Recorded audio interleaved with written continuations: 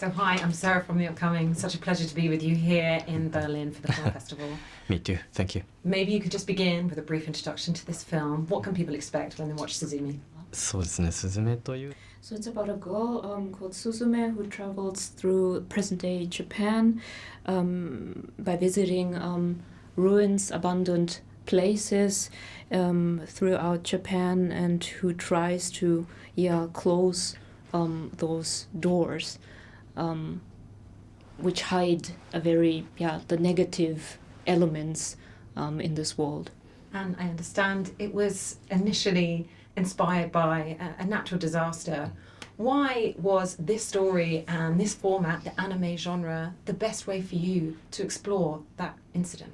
そうですね、難しい So I'm a animation director, so it was very natural for me to depict this story in an animation movie. I wouldn't say that live action would have been better, but as I am an animation director, so that was a necessity that I made an animation movie. And the background of the story is the natural disaster that happened 12 years ago, and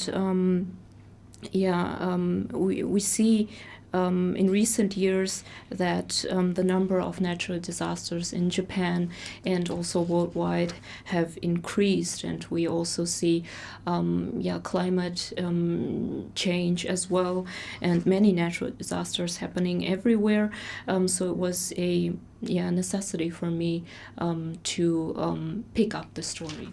How do you think seeing it through the eyes of a 17-year-old girl, so in a sense it becomes also a coming-of-age story, puts a different perspective on what we're watching than if it were an adult, say, or a younger child?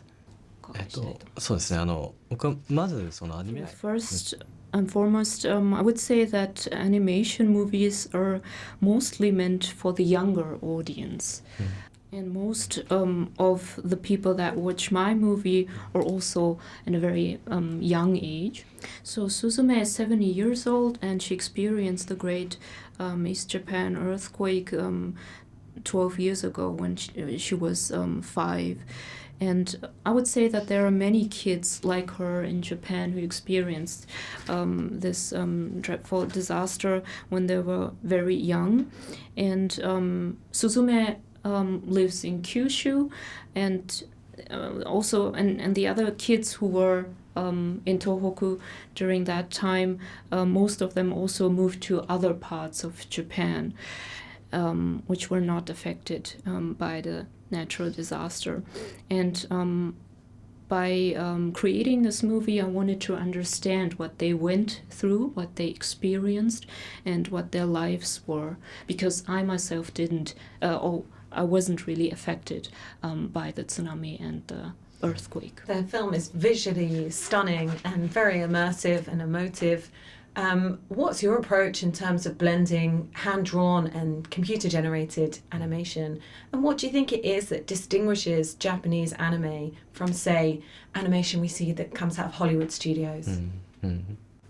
表現上での一番大きな差は今おっしゃったように So as you said, hand drawing animation is still mainstream in Japan, and we also use that in this movie in Suzume.